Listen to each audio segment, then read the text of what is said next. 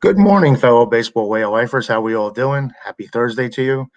Hope you're enjoying the spring training games. And today we continue on with our 30 days and 30 teams in 30 days. And today we highlight the Kansas City Royals. Ah, yes, the Kansas City Royals. Where does the time go? I remember them being an expansion team. I guess I'm getting old. But yes, in 1969, they came into baseball with the Seattle Pilots joining the American League, and Montreal and San Diego joining the National League. Seattle lasted a year. Bud Selig bought them and moved them to Milwaukee. San Diego had some lean years and some good years, probably more lean years than ever. The Expos became folklore. Great team in baseball until '94, and then had to reinvigorate and recreate themselves in Washington after the baseball strike, which ruined the baseball spirit in Montreal. But Kansas City survived it all. They've done very, very well until the last 20 years or so. But they started out as the Royals and have remained the Royals in Kansas City. Now, a lot of people know them as the Royals, but how many people actually know why they're called the Royals? Well, they're called the Royals because it pays homage to the American Royal, a livestock show, horse show, rodeo, and championship barbecue competition held annually in Kansas City since 1899.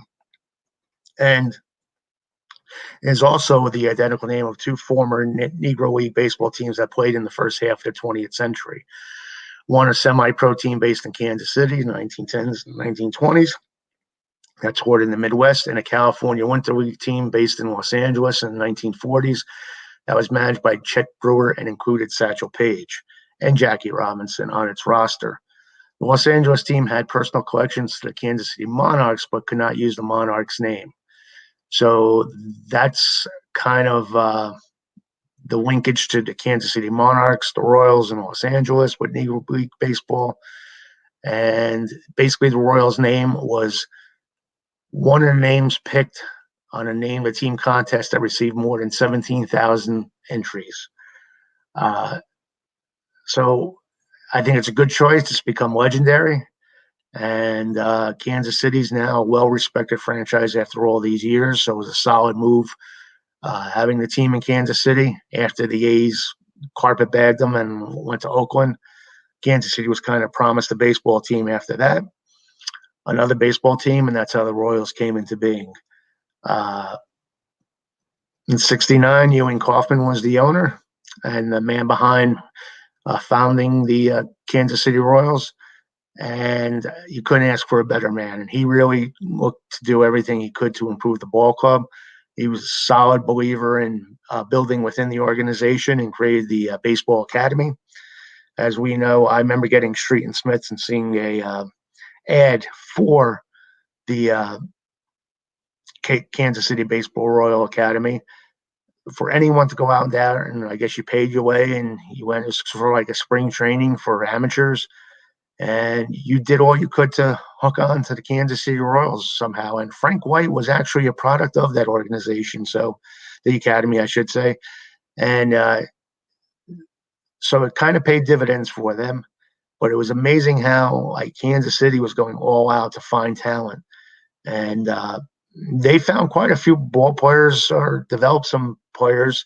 They got Amos Otis in the trade from the Mets. Amos for Joe Foy, one of the worst trades in Met history. And he became a linchpin in that whole Kansas City run. They had Hal McRae. That man could hit the ball hard. Let's put it that way. John Mayberry, at the time when home runs went at a premium, he was a big bat in the lineup, big bruiser at the plate, and could hit the ball far.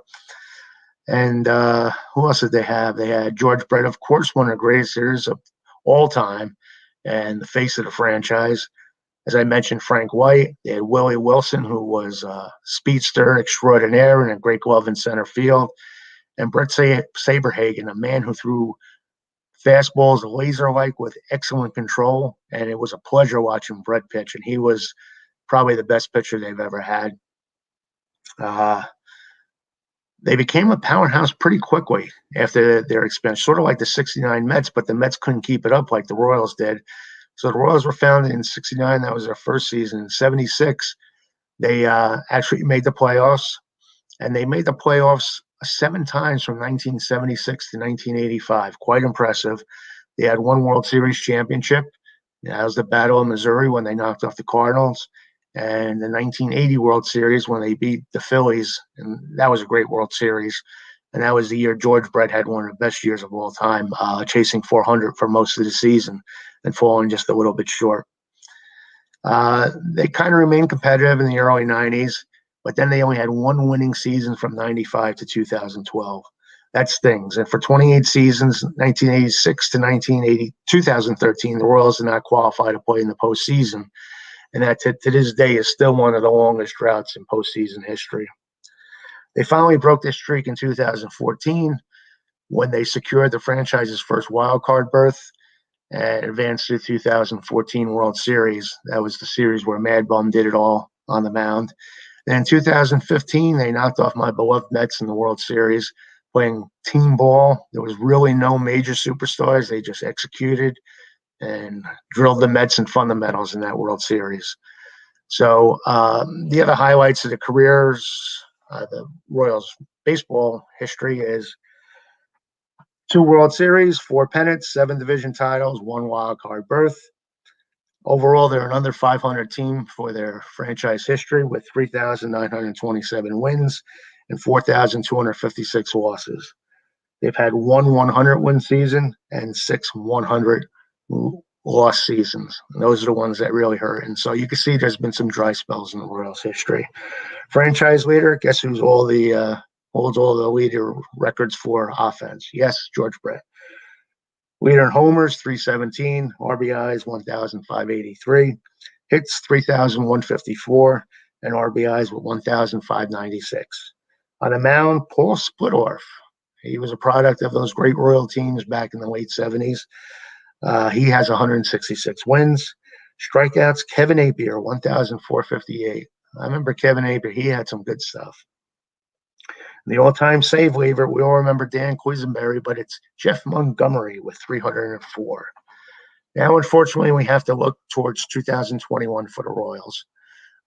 Things aren't that bad. Let's not start printing playoff tickets or anything, but they are trying to make an effort to put a competitive ball club out there. They have Whit Merrifield, a great player. They signed Carlos Santana.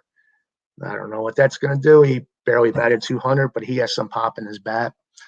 And they have a Hunter Dozier they signed to a long-term contract, a 4-year contract in the last week or so. And Andrew Benintendi. There's a guy I would not give up on. I was a major fan of Andrew when he first came up with the Red Sox. I said, this guy's like going to be another Yaz out there the way he's hitting the ball. The last couple of years, he's kind of tailed off. So hopefully a change of scenery can rekindle the magic in that bat. So the lineup has a lot of question marks, but guys who can actually hit and make it exciting for Royal fans this year. Top of the lineup, you're looking at Whit Merrifield and Benintendi. Middle lineup, Salvador Perez, who's a catcher now at the age 30 mark, which is always questionable for a catcher, let alone an offensive catcher. So they're going to depend a lot on Salvador to be the catcher he always has been and be a solid bat in the middle of the lineup. And Carlos Santana, the same thing, hoping for some magic. Looks like they may have him even projected for the cleanup slot. And followed by the big home run bat in the lineup and Jorge Soler. Hopefully Jorge can start smacking the ball out of the ballpark. He has potential, and he's probably the most dangerous bat in that lineup, so it wouldn't surprise me if he's batting 3rd or 4th. Alberto Mundesi, a lot of high hopes for him. He's a good player. I think he has the potential to be even better. He is the shortstop. Hunter Dozier, as I mentioned before, solid bat in the lineup. When he puts it together, he can really help them out. And we'll see. We'll see where he goes. Michael Taylor, another reclamation project, hoping to capture his past. Then they got Nicky Lopez at second base, who I really don't know too much about, but we'll see what happens there. And just like the everyday lineup, the pitching staff has a few question marks. They're still high, it seems like, on Danny Duffy, but this could be his last go around. The pitcher I think has potential to lead them as an ace is Mike Minor. What a year he had a couple years ago. And I was quite impressed. I said, this could be a late bloomer. He's a lefty. As we know, sometimes lefties are late bloomers. So I would love to see Mike Minor, although a late bloomer 33 is kind of like the clock is ticking, but I think he could still give them quality innings and maybe take over that veteran number one leadership in the rotation. Brad Keller is the man they're looking to very highly, and there's a few other pitchers, Brady Singer and Chris Bubik. So they have three youngsters who potentially could be top of the line rotation starters. So if they pan out, the Royals could have themselves a nice little starting staff. In the bullpen, they got Greg Holland. Greg can bring it. He's a good strikeout pitcher. His only problem is sometimes he's a little bit wild. Then you have Josh Beaumont, and then they're bringing back Wade Davis. Wait, what a man! You talk about contract bust. That contract he signed with Colorado went absolutely nowhere, didn't it? But who knows? Maybe the change of scenery back in Kansas City will do him well. And then basically a lot of guys just looking to make the roster as relievers. You got Scott Barlow, Jesse Hahn, Kyle Zimmer, Brad Brock, Richard Lovelady, and Jacob Junis. So as we know, bullpens are very volatile. Some of these guys may actually pan out. That's all you want is 50 good innings from each one of them. So you never know with relievers. But if the relievers and starters can somewhat be halfway decent, middle of the pack, and the lineup can somewhat lift to the potential, the Royals could be competitive. Maybe at best be a 500 team, but I'm looking at like anywhere from 73 to 77 wins for the Royals. The good thing is they have a good manager who knows how to work with talent, Mike Matheny. He didn't always have the best talent in Kansas City, but with the Royals, I think he doesn't have it either, but he can develop these players. And if he can work with at least half of them stepping up their game, there's hope for Kansas City. I always root for Kansas City. I root for the small market teams, and I want to see them do well. They have a good GM, and as we know, Kansas City will support its ball club when they're winning. And that's about it. I hope you enjoyed this team recap for the Royals for the 2021 season. If you did, hit the like button. If you didn't, hit dislike. Again, I'll remind everyone that some of these videos, including this one, like the team previews, are only on the YouTube channel. You won't see them in the Facebook group. So please do subscribe to the channel. That way you'll be alerted when one is up or any other post is up that's not in the Facebook group. That way you can check them out. I'd appreciate it if you did.